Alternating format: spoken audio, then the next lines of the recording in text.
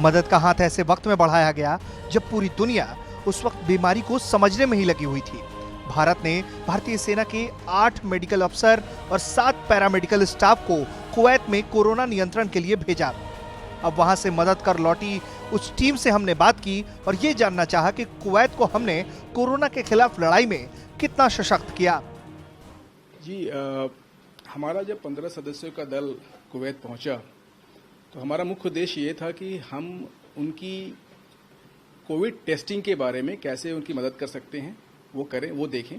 और दूसरा जो कैपेसिटी बिल्डिंग की बात है कि उनके पास अगर किसी संसाधनों की कमी है या उनको कैसे बढ़ाना है, उनकी चिकित्सा व्यवस्था में कैसे बढ़ोतरी करनी है, उस पर हम ध्यान दें। वो भारतीय डॉक्टरों और भारतीय परिचारिकाओं के कामकाज से बहुत ही प्रभावित हैं और जो कि मुझे सुन के बहुत अच्छा लगा।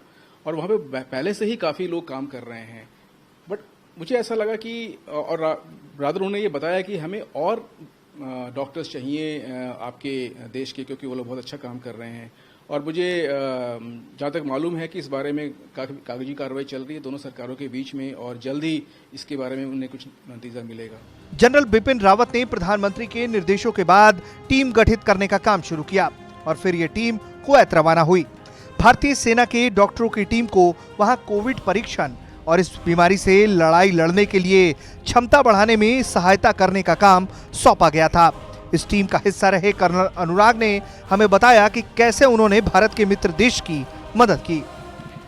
जैसा कि आप जानते हैं कि भारतीय गवर्नमेंट की बहुत प्रशंसा हुई है विश्व भर में, जैसे उन्होंने कोविड पेंडेमिक को कंट्रोल किया है।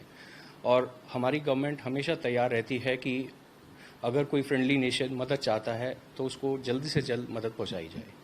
हमारी एक्सपर्ट ग्रुप की प्रशंसा, जो कि पहले टीम मालदीव्स भी गई थी, काफ़ी हुई थी, तो उसी को देखकर कुवैत टीम ने हमारी टीम की डिमांड की, रिक्वेस्ट की और हमने वहाँ पर जाकर जो अपनी एक्सपर्ट प्रैक्टिसेस हैं, जो बेस्ट प्रैक्टिसेस हैं इंडिया में, चाहे वो क्वारंटाइन फैसिलिटी इस्टेब्लिश करने के बारे में, चाहे जो प्रोटेक्टिव क्लोथिंग हम पहनते हैं उसका एक प्रॉपर तरीका होता है जिसको हम डॉनिंग एंड डॉफिंग बोलते हैं, वो करने के बारे में हो, या सैंपल्स कैसे कलेक्ट किए जाएं, या वेंटिलेटर का इस्तेमाल खास तौर से कोविड सिनेरियो में कोविड के पेशेंट्स के लिए जो करना है, वो हमने उनको सिखलाया, बताया। कुवैत में भारतीय सेना की चिकित्सा टीम ने मरीजों की पहचान, परीक्षण, क्वारंटीन और उपचार के लिए वहां के डॉक्टरों के साथ मिलकर काम किया और भारत में सैन्य अस्पतालों में अपनाई जाने वाली सर्वोत्तम तकनीक से जुड़ी चीजों को वहां की मेडिकल टीम के साथ भी साझा किया।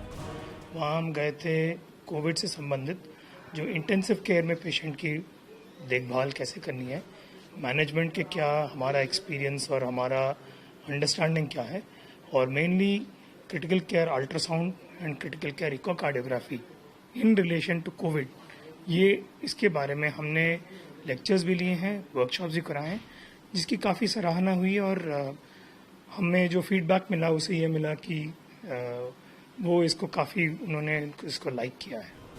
भारतीय सशस्त्र बलों के डॉक्टरों की एक अन्य टीम को भी मालदीव भेजा गया है।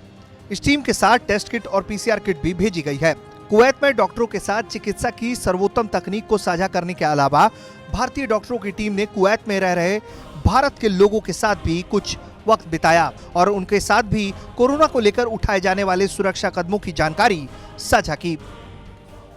मदद की मांग के 72 घंटों के भीतर भारतीय सेना के डॉक्टरों का एक विशेष दल विशेष विमान द्वारा कुवैत भेज दिया गया और ऐसे कुछ और दल इस समय तत्पर हैं मित्र देशों की मदद के लिए।